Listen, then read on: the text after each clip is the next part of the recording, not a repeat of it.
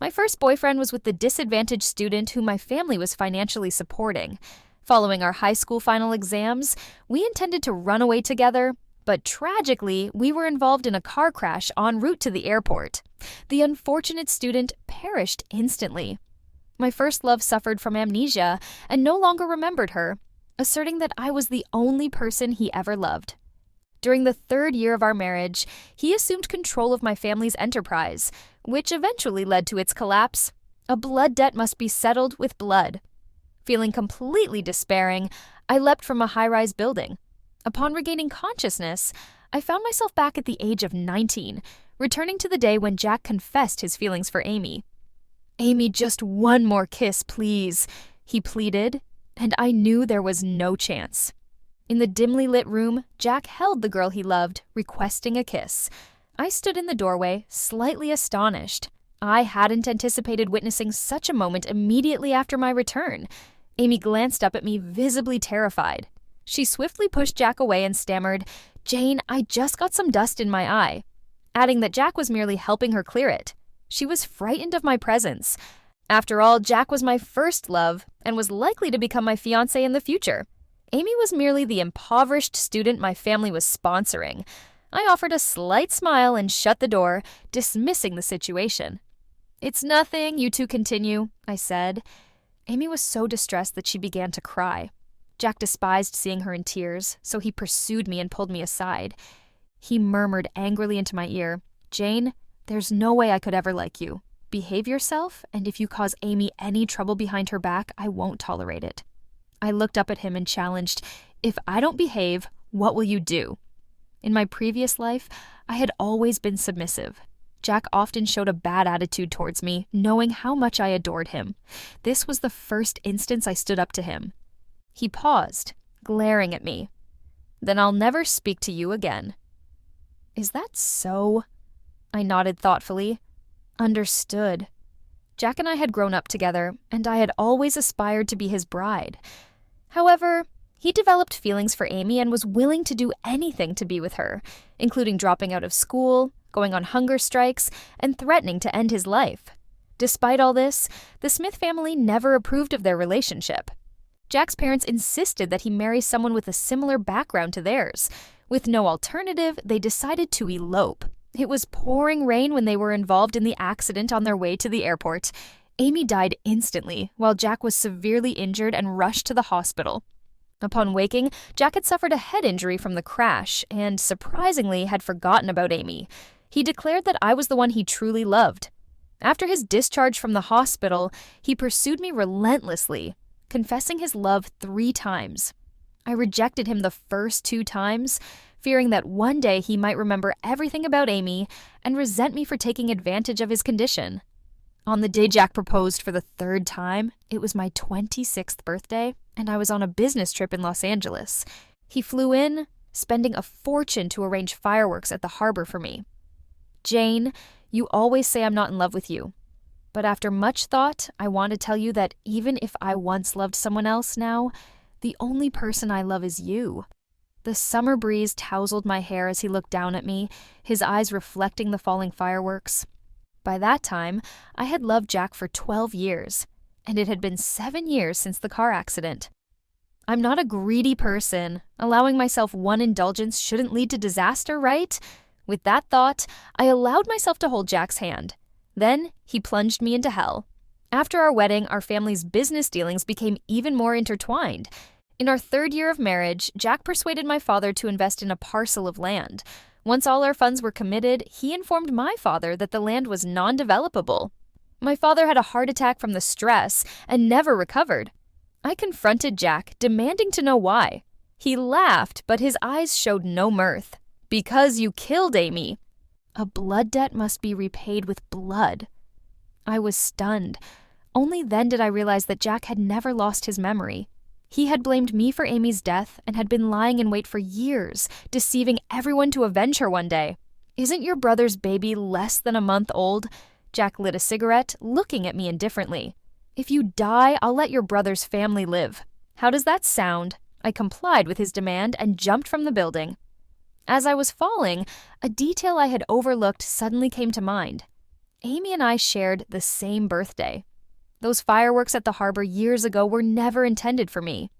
After landing, I went straight to the garden. It was the weekend. My mother knew I wanted to see Jack and had invited Jack's mother over for afternoon tea. My mother greeted me with a smile. "Jane, we were just talking about you with Mrs. Smith." I approached and hugged my mother's arm. "Oh, what were you and Mrs. Smith discussing?" "You've been praised." Mrs. Smith looked at me affectionately. "Our Jane has become even more beautiful. My son is one lucky guy." From their conversation, it was clear they assumed Jack and I were involved. In the past, I would have been thrilled. But now, I wanted nothing to do with Jack. "Mrs. Smith, you've misunderstood," I said sincerely, meeting her gaze. "I just see Jack as a brother. I don't like him." Mrs. Smith was shocked.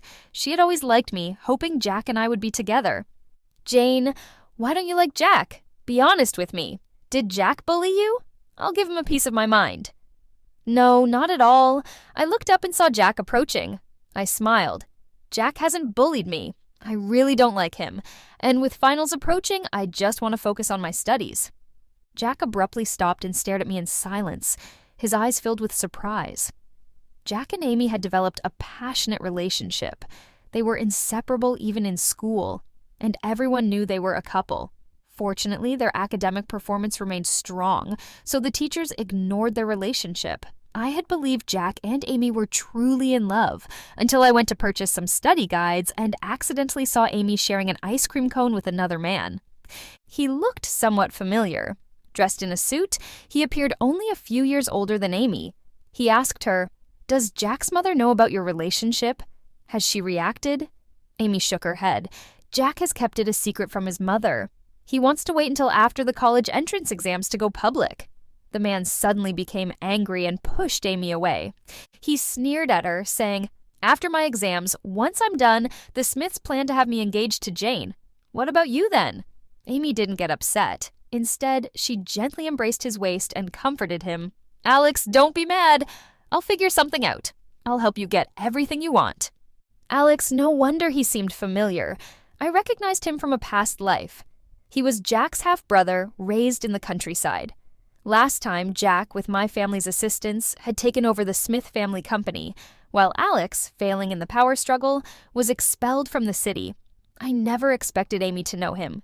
Jack's first love didn't appear to care much for him. I approached Amy and suggested we collaborate. She didn't believe me, thinking I was merely causing trouble. "Jane, if you like Jack too, I'll stay away from him." I didn't hesitate and handed her some documents. After witnessing Amy and Alex together, I conducted some investigation. Jack's father was originally from out of town, having moved to the city to succeed. Before marrying Mrs. Smith, he had another wife who bore Alex. To advance socially, he divorced her and married into the Smith family. 6 years ago, Jack's father's first wife died. Before her death, she implored Jack's father to care for Alex, who had just entered college. Feeling guilty, Jack's father promised to look after Alex. After Alex graduated, Jack's father, against Mrs. Smith's wishes, secured him a position in the family business. Amy grew up next to Alex, treating him like family, and was growing closer to Jack for Alex's sake. Amy quickly skimmed through the documents I provided, her face paling. "What do you want?" I smirked, gesturing for her to calm down. "Don't get it wrong. I have no intention of harming your precious Smith brother. I'm merely proposing an arrangement." Amy glared at me, full of distrust. I smiled gently. "Take it easy. I've been annoyed with Jack for a while. The enemy of my enemy is my friend, right?" To demonstrate my sincerity, I informed Amy about Mrs. Smith's weekend plans. Soon after, Mrs. Smith accidentally encountered Jack and Amy on a coffee date during her usual spa routine. She caused a major scene at school, demanding Amy's expulsion. Naturally, Jack wasn't having any of it. "Why should the school expel Amy? Because we're dating," Amy responded. "I'm your mother," Mrs. Smith retorted furiously. "What's her background? What's your background? She has no good intentions getting close to you. The Smith family's daughter-in-law must be someone like Jane, from a matching background. Marrying a commoner is just wishful thinking." Everyone turned to look at me. Jack glared as well. "Figures, Jane, you ratted us out." I didn't even have a chance to deny it before Jack scoffed and pulled Amy away. Mrs. Smith slapped Amy hard. "You little minx, seducing my son." The slap was forceful, leaving a clear mark on Amy's pale face. She didn't argue with Mrs. Smith, but stood firm, looking at Jack. "Jack, you're going to let her humiliate me? Just because I'm not rich doesn't make you better than me." Jack was at a loss for words. "No, Amy, you have to listen." Tears welled up as she covered her face. "Forget it. We come from different worlds. Stay away from me from now on and don't disrupt my life again." With that, she turned and left. Jack looked panicked, wanting to follow her, but Mrs. Smith's bodyguards restrained him. Following my advice, Amy wrote Jack a letter. Mrs. Smith was determined to separate the couple, so Jack hadn't returned to class in days. After school, I went to deliver his assignments. As usual, he wasn't pleased to see me. "Who told you to come? I don't want to see you. Get out of my room." Mrs. Smith looked concerned, so I reassured her. "Don't worry, Auntie. Let me talk to Jack alone. I'll reason with him." Closing the door, I made sure it was locked. Jack looked disgusted and didn't want me near him. "Jane, no matter what you do, I won't like you. Give it up." "Sure." I hushed him, pulling a letter from my bag and whispering, "Lower your voice. I'm here to deliver a letter from Amy. She doesn't actually want to break up. What she said at school was out of anger." "You're doing a good deed." Jack was skeptical, so I pushed the letter into his hand. "Open it and see for yourself." Jack recognized Amy's handwriting and read every word carefully. After finishing the letter, he grabbed my arm. "How's Amy doing now?" I frowned, looking concerned. "Not so good." He frowned, distressed. Everyone was gossiping about her, calling her a gold digger. Jack couldn't remain calm upon hearing that. "I'm going to talk to my mom and get her to let me out." "Calm down." I quickly held him back and tried to offer some advice. "Jack, if you really want to go out, maybe you should just sweet-talk your mom a bit." Jack remained silent. He had always been rebellious and didn't know how to back down. I pointed to the letter in his hand. "Don't forget, Amy's still waiting for you." Jack looked down, studying me intently. "Jane, why are you helping me after I said those things to you at school?" I forced a smile, hiding my disgust. "Because you're my friend and I believe you and Amy are true love. You guys can definitely break free from society's constraints. Jack, don't give up." Jack was genuinely moved by my words. Being just 19, he couldn't see through my 29-year-old acting skills. He looked at me, filled with gratitude. Amy began studying at home, renting a place outside. She only returned to school for exams. Jack never searched for her, and instead seemed to grow closer to me. Every weekend he'd visit my place. Mrs. Smith finally relaxed, thinking Jack had moved on from Amy. However, she didn't know they hadn't broken up. Amy renting a place was actually Jack's idea. He was worried that the rumors at school would affect her studies, so he had me find a place for her. Lately, I've been relaying messages between them. I informed Jack about Amy's declining grades. Her scores in the latest mock exams weren't impressive. I sighed, resting my head on my hand. "You do so well in school. Your parents will definitely send you to Stanford. Amy's scores are so much lower. She can only apply to an average college at best. That means you won't be able to attend the same school." Jack remained silent, but his grip on the paper tightened. "So," I added more fuel to the fire, "Amy's so pretty. There'll be lots of guys after her in college, right? What are you going to do then?" There was only a week left until the college entrance exams. Getting a tutor wouldn't help much, and you can't be like a novel hero and sacrifice your scores. Under my relentless provocation, Jack's frown deepened. Finally, he made up his mind. "Jane, I'm going to skip the multiple choice questions." "What?" I quickly covered my mouth, afraid he'd see my smirk. After a moment, I spoke again. "Jack, were you joking just now?" "I'm not joking." Looking determined, Jack said, "Compared to Amy, Stanford's nothing." I held back my laughter, subtly encouraging him. "This isn't a small decision. Your family won't agree. You should think it over."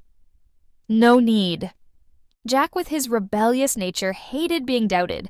He shook his head resolutely, speaking with complete certainty. "Jane, I hope you can keep this a secret. Don't tell Amy. I don't want her to feel any pressure." I was secretly thrilled. I chuckled lightly, nodding in agreement. As soon as Jack left, Amy called to meet up. She brought Alex with her. He was still in a suit, but I couldn't shake the feeling that his gaze towards Amy had changed. We went to a private restaurant. Alex had a way of guiding Amy to choose ingredients, quietly steering her away. Only the two of us remained in the private room. Alex poured me a cup of tea himself. "Jane, can you and Amy end your collaboration?" "What's the reason?" Alex took a photo from his briefcase and handed it to me.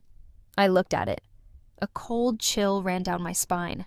Alex glanced at me, casually smiling. "I was in LA last week for business and happened to watch a fireworks show at the port. I thought it was romantic, so I took a picture. Jane, do you find fireworks beautiful?" I frowned unconsciously. "I don't like fireworks." Alex sipped his tea. "Is it the fireworks you dislike, or the person who set them off for you?" My hand clenched involuntarily. "I don't like beating around the bush. If you have something to say, Alex, just say it." Raising an eyebrow, Alex said, "If I'm not mistaken, you're like me, a rebirth survivor. Half a month ago, Alex was reborn.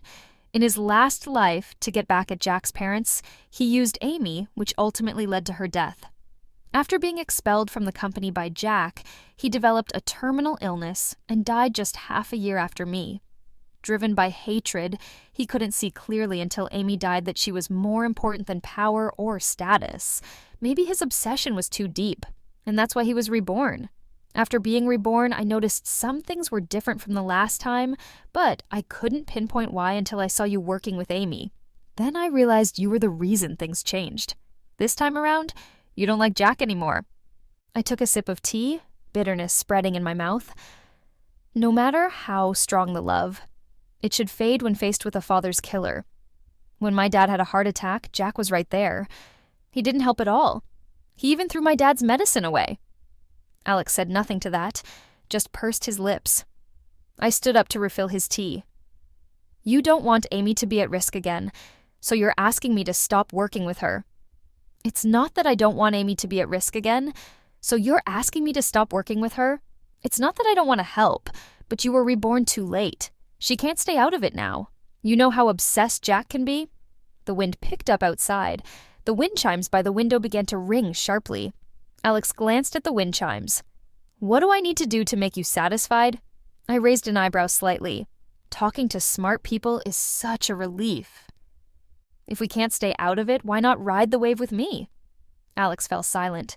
It wasn't until footsteps approached the door that he sighed. "You have to promise to keep Amy safe." I nodded with a smile. "Don't worry, of course. When the college entrance exam results were released, some were happy and some were disappointed. My scores were about the same as before. Amy also performed well, securing a spot at any top university in the country. But Jack was shocked because he didn't answer the multiple-choice questions and barely managed to get into a lower-tier college. Jack blamed me for it, asking why I didn't inform Amy of the news before the exams. I looked at him innocently. "You told me not to say anything. You didn't want her to feel burdened, remember?" Jack knew he was wrong, grinding his teeth in frustration. "Didn't you say her scores were only good enough for a local college? Her practice test scores weren't high." I scratched my head, sighing. How did she suddenly perform so well on the actual exam? Jack angrily stared at the report card, not noticing anything wrong. The truth was, there wasn't any extraordinary performance. This was all part of our plan. Amy's outstanding grades had already secured her a scholarship from the Smiths. Her low practice scores were intentionally manipulated. Jack clenched his fists, glaring at Amy from a short distance away. I cautiously tugged at his sleeve. "Why not talk to Amy and suggest applying to local schools together?" Jack hesitated a bit. "Would Amy agree?" "Of course she would," I stated matter-of-factly. "You gave up those questions for her." Encouraged by me, Jack regained his confidence. He marched off to find Amy, but Amy flatly rejected him. They had an intense argument.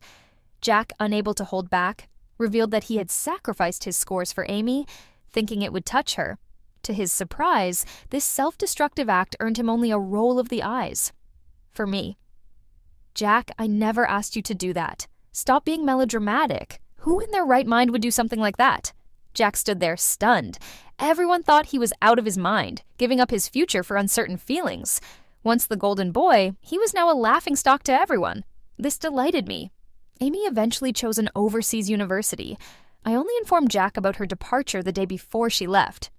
When Mrs. Smith heard about Jack's stunt, she was furious. She mandated that Jack repeat the academic year and confined him to home arrest. Jack, still angry, merely exhaled sharply when I brought up the fact that Amy was departing the nation. Why should I care about where she goes? I thought to myself, aware of his nature. A single glance revealed that he was merely pretending to be upset. I took out my smartphone and played a video for him. After watching it, Jack's expression darkened. My mother then confronted Amy. "When did this occur?" I pressed my lips together tightly. "Before the examinations," I replied. I had deliberately allowed Amy to reveal herself, enabling Mrs. Smith to discover her secret relationship with Jack.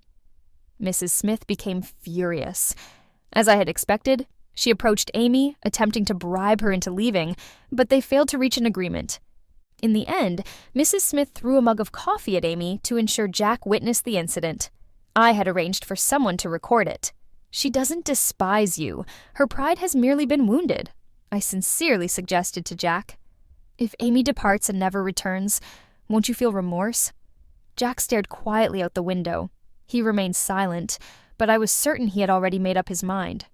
By nightfall, heavy rain had begun. I stood beside the window, attentively listening to the rain. This day held particular significance. On the same date in a previous life, Jack had eloped with Amy. However, now Jack opposed all expectations and fled home in an attempt to prevent Amy's departure. The winds roared outside as the gears of destiny began to turn once more, gradually steering toward the conclusion I had orchestrated for him. As in the past, Jack was involved in a vehicular crash while hurrying to the airport. I believed Jack would perish, but regrettably, fortune was not favorable. Jack survived the crash, though he lost a leg. He was deprived of both his beloved Amy and the functionality of his limb. Mrs. Smith abandoned all else to attend to him in the hospital, encouraging him to undergo physical therapy. However, Jack declined to participate. He stated that unless Amy was returned, he preferred to stay permanently disabled. Left with no alternatives, Mrs. Smith capitulated. She promised that if Jack consented to therapy, she would no longer obstruct his relationship with Amy. However, a new issue emerged. After Amy departed the nation, she altered all her contact details, making it impossible for Mrs. Smith to locate her. I patiently awaited her arrival for an extended period. Eventually, she recalled that our family had sponsored Amy and arrived requesting assistance. I pretended to be puzzled. "Weren't you the one who despised Amy the most? Why are you attempting to contact her now?" After less than a month without seeing one another, Mrs. Smith appeared weary, her hair now white. She let out a deep sigh, looking utterly spent. What alternatives do I possess? I'm uncertain what influence she has over Jack, but she is persistent in locating Amy. Jack is my sole son. I cannot allow him to live the rest of his days confined to a wheelchair. Internally, I laughed a bitter laugh. Losing one limb was insufficient. Repeating, I thought, losing one leg isn't enough. Jack is indebted to me for 3 lives. Blood debts demand repayment. I grasped Mrs. Smith's hand, attempting to soothe her, saying, "Don't fret too much. I possess Amy's contact information." Together, we proceeded to the hospital. Jack was merely sipping water when he noticed Mrs. Smith entering. He flung the cup towards her and lashed out, "Leave! I don't wish to see you." I had not seen Jack for 14 days, and he appeared markedly changed. Dressed in a loose hospital gown, his face was pallid with hollow eyes. He resembled a mere shadow of the vibrant individual he once was. Mrs. Smith's eyes welled up upon hearing his outburst, but fearing it would agitate him further, she restrained her tears and softly said, "Please, my son, stop causing a scene. As long as you comply with the therapy, I won't hinder your relationship with Amy." Jack appeared doubtful. "Is that so? What is your ulterior motive this time?" "No deceit." Mrs. Smith quickly ushered me into the room. "Look, I've brought Jane here. I'll have her call Amy immediately." At her prompt, I dialed Amy's number. After a brief pause, a distinct voice responded, "Hey, Jane." Jack instantly recognized Amy's voice. He gazed at my phone as though it was her. I beamed and said, "Amy, Jack's mother has agreed to allow you both to be together. Jack wishes to speak with you." "Do you have some time?" Amy responded with a soft laugh. "No, I don't need to. Ever since his mother embarrassed me with money, I wanted nothing more to do with that pain." Abruptly, Mrs. Smith seized the phone from me. "Who do you think you are?" She had been restraining herself for too long, and once she began, she couldn't halt. "A nobody from nowhere. You come to the city thinking you're a princess. My son is fond of you. That's just your fortune. How dare you act so arrogant?" Amy ended the call, leaving Mrs. Smith seething with anger. "Son, now understand. You would sacrifice your life for her, yet she doesn't care about you. Listen to your mother, let her go." Jack glared at her, hurling whatever he could reach towards her. "If it weren't for you interfering, Amy wouldn't have left me." "Why don't you simply die?" Mrs. Smith was shocked. With tears in her eyes, she reprimanded Jack. "I'm your mother. How could you curse me?" "I did all of this for you. I acted as the mediator. But deep down, I intended for the conflict to intensify. The more strained their relationship became, the better it was for me." Eventually, Mrs. Smith departed, leaving only Jack and me in the room.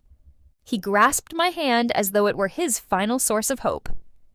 "Jane, that wasn't Amy on the phone." "Right. It was just another deception from my mother." I looked at him, experiencing a perverse satisfaction. Now he understood the sensation of being forsaken. Yet this anguish was minor compared to the harm he had caused me in a previous existence. I softly encouraged him. "Jack, just concentrate on your recovery. Arguing with your mother won't benefit your health." Jack was dissatisfied. "Why are you siding with her? Whose side are you on?" "I'm on your side," I assured him, glancing discreetly towards the door. I continued quietly. "But you need to improve your health if you wish to locate Amy, correct?" Upon hearing this, his expression relaxed, but shortly after, he frowned again. "But my mother will never agree. There's always a way," I responded with confidence. "First, heal. When you're ready, take your passport. I'll manage the finances." Jack appeared relieved. "Jane, I don't know what I'd do without you." I offered a gentle smile. "You're my friend. That's why I'm here." If destiny allowed Jack to survive the crash, I intended to ensure he endured even greater suffering. I would let him perceive hope, only to gradually take it away piece by piece. Ultimately, he would be overwhelmed by despair. Following that day, Jack found some peace for a while. He actively engaged in his therapies. He ceased discussing Amy's whereabouts and even appeared to reconcile with Mrs. Smith. On his first night back home, he attempted to steal his passport, but what transpired next was entirely unforeseen. As per my scheme, I intended to assist Jack in leaving the nation. It was simpler to organize certain matters overseas. Once the funds were arranged, orchestrating an accident would be straightforward. I had not anticipated Mrs. Smith being ready. When Jack tried to take his passport, she intercepted him. They engaged in a massive dispute. Jack lost control and stabbed Mrs. Smith multiple times with a fruit knife. Following a grueling surgery, she survived, but the police apprehended Jack. I promptly contacted Alex, requesting him to disseminate the information. He declined. "Why?" I inquired, perplexed. This was an ideal opportunity for him. Once the news broke, the media would investigate Jack's history, and Amy might be implicated as well. Additionally, Alex hesitated before responding. Jack sent a message through his lawyer. What did he convey? I asked, intrigued. He mentioned not to worry. When he is released, he will take you to the docks to watch the fireworks. A shiver traversed my spine. Did that imply Jack had been reborn as well? Thanks to Alex, Jack's attorney escorted me to visit Jack.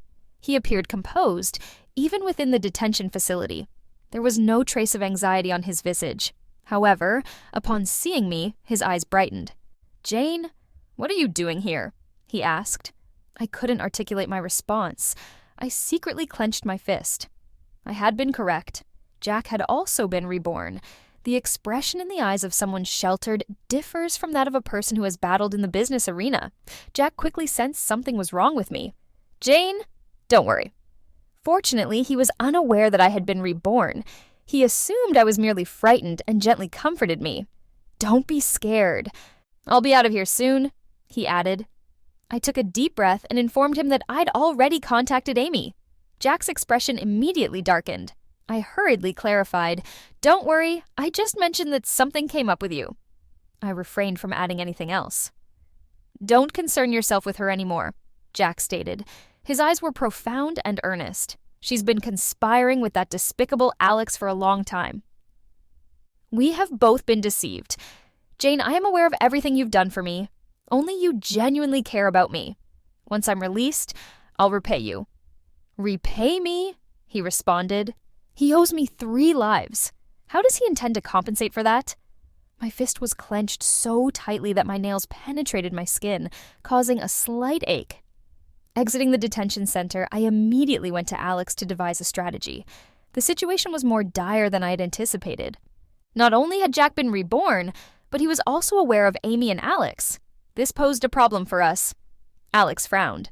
"Mrs. Smith remains in the ICU. She is severely injured, being kept alive solely by machines, without consciousness. Your father has just submitted a letter of forgiveness to the police." I scoffed. "Your father is truly willing to abandon his wife to save his son, isn't he?" With Mrs. Smith gravely injured and unconscious, they could hold her responsible, alleging that Jack's assault was accidental. Provided Jack exhibited contrition, he might receive a lighter sentence or even probation. Alex let out a silent chuckle. The scent of tea floated upward. I averted my gaze, lifting the teacup and taking a small sip. Regardless of whether it's a reduced sentence or probation, Jack will still have a blemish on his record. If there was a way to keep Jack out of prison, wouldn't his father be inclined to take it? Alex raised his eyebrows, surprised. "Are you implying?" I slightly lifted my eyebrow. "In Jack's scenario, he would likely receive a maximum of 3 years. It's not a significant issue. Instead of hindering him, why not allow him to obtain what he desires and facilitate his release?" Jack's father utilized his connections to fabricate documents indicating mental illness for Jack. The attorney collected ample evidence, demonstrating that Jack had endured severe emotional turmoil and had been involved in a car crash the previous year, resulting in significant psychological issues. That eventually the court determined that Jack had caused accidental injury and suffered from a dissociative disorder, which impaired his ability to control his actions during the offense, absolving him of criminal liability. Jack was soon released from the detention facility. To prevent any suspicion, Jack's father arranged for him to be placed in a mental hospital. I visited Jack on the day he was admitted. He appeared to be in good spirits. He took my hand and expressed kind words. I gazed at him quietly for a while. "Jack, why have you suddenly changed? You didn't like me before." Jack paused for a moment. "No, that's not true." He raised his hand, gently touching my eyes. "I've always had feelings for you. It just took me a long time to recognize them. I know I've done many terrible things that have hurt you, but please, believe me. Once I'm released, I'll make it up to you. I'll treat you well forever." He said, "Once I'm released, I'll make it up to you. I'll treat you well forever. I won't let anyone hurt you." I opened my mouth, but couldn't speak for a moment. I couldn't comprehend how he could be so brazen. Did he believe that being reborn erased all his actions from a past life? He only remembered me because Amy deceived him. There was no one more repulsive than him. I had no intention of allowing Jack to leave the mental institution. Prior to his admission, Alex and I spoke with the doctor. We requested that the doctor closely monitor Jack. Jack's family was wealthy, the medications, the injections, nothing could be omitted. My brother, when unwell, always claims he's all right and declines to take his medicine. We had no option but to deceive him into thinking the medications were sugar pills. The doctor comprehended and assured us he would properly care for Jack. Whenever I had free time, I would visit him. His condition deteriorated, resembling that of an actual mental patient. Occasionally, he'd express grievances about insomnia, loss of appetite, and a continual desire to lash out. Internally, I would chuckle softly. The medications he was prescribed were genuine patient drugs. Naturally, an ordinary person would experience side effects, but outwardly, I would gently reassure him. "Just hold on a little longer. Your father said that once he completes everything, he'll bring you home." In truth, that day would never arrive. While Jack was confined to the mental hospital, Alex remained occupied as well. Jack's father was aging, had recently been overworked, suffered a stroke, and became paralyzed. He was now also hospitalized. As the legitimate son, it was appropriate for Alex to assume his role. However, some top executives had their own plans, asserting that Jack had a share in the family business as well and should be involved. Alex complied and escorted them to visit Jack. Jack had lost his sanity, but it did not prevent him from despising Alex. He gestured towards Alex's nose, furiously labeling him a bastard. The executives overheard this and sensed that something was wrong. Just as they started to smirk, a nurse entered to administer an injection to Jack. Naturally, Jack refused to comply. "I'm not ill. I'm a reborn individual. Let me leave. My family's business needs me to assume control." The nurse remained unfazed and persuaded him. All right. Take your injection and medication first. Then you can go and claim your inheritance." The executives recoiled and soon made excuses to depart. Alex was not in a hurry to leave. He had some news for Jack. "The hospital just called. Mrs. Smith's condition suddenly worsened. Despite their best efforts, she passed away." Jack froze, his eyes immediately filling with tears. He attacked Alex like a madman, ready to tear a piece out of him. As I exited the elevator, I saw medical personnel rushing into Jack's room. Jack was bound to the bed, immobilized, shouting, "Alex, you killed my mother. You'll meet a terrible end." Alex mocked him. "Calm down. You killed your mother yourself. Remember that night? You stabbed her 17 times. Jack became silent, his lips quivering violently, unable to articulate. Then he saw me at the doorway. "Jane," he addressed me with hopeful eyes. "He's lying, isn't he? Everything he said is false." I responded, raising my eyebrows. "You killed Mrs. Smith." Jack's eyes appeared to shatter. I leaned in and gently touched his face. Why the expression, "It wasn't your first murder"? The autumn breeze entered the room. He looked at me with sudden fear. "Jane, what do you mean?" I observed his panicked gaze, smiling softly. "I had a dream once. In it, you and Amy eloped and were involved in a car accident. Amy died. The brakes failed, but you blamed me for her death. To retaliate against me, you married me. You took over my family's business, caused my father's death, and eventually drove me to suicide. I fell hard, blood everywhere, in pain all over. I sought help but couldn't speak. I just lay there as the crowd screamed, my blood slowly draining out." Jack's pupils contracted sharply. He writhed violently, his voice quivering. You were reborn too." I shook my head. "You're really out of it. Reborn? That's fiction. I just had a dream." Tears streamed down Jack's face. I couldn't suppress a louder laugh. "Scary dream, huh?" I gently touched his face, calming him. "Don't be frightened. It's all not real. See, I'm here standing right in front of you." The fear in Jack's eyes intensified. No, you must have been reborn, Jane. Listen, Amy and Alex deceived me. I didn't intend to hurt you. Let me out. I'll make it up to you," I asked, smiling. "Do you think I'm stupid? Being deceived once wasn't sufficient. I'd fall for it again?" "Jack, if you even killed your own mother, why would I let you go?" Alex approached, asking if I required privacy. I responded, "No. I'm always honest with my allies." Jack gazed at me in disbelief. You guys." "That's correct. We collaborated," I stated calmly. "From the moment your relationship with Amy became public, everything that ensued was part of our plan." "Why, you used to love me so much?" "Yes, I did love him deeply. I married the man I had been infatuated with since my youth. I believed he was a blessing from above. He had digestive issues and was particular about his food, so I taught myself to cook from scratch. I managed everything for him, striving to be a good wife, but he destroyed my most beloved family." I wiped away my tears. "Did you know we once had a baby?" Jack's head shot up. I couldn't help but laugh. "But you caused its death. The day you allowed my father to die, I was at the hospital. They informed me I was 4 weeks pregnant." "Why didn't you tell me? How could I? Or rather, did you give me the chance?" Jack's face paled. He must remember now, the day I stormed into his office demanding why he had ruined my family. He told me he never loved me, married me out of vengeance for his first love who had died. Pain filled Jack's eyes. After a few seconds, he said, "Jane, I messed up. I know I did. Give me a chance. Let's have another baby, please." I slapped him twice. "In your dreams. Why would I have another baby with you?" I slapped him twice. "In your dreams.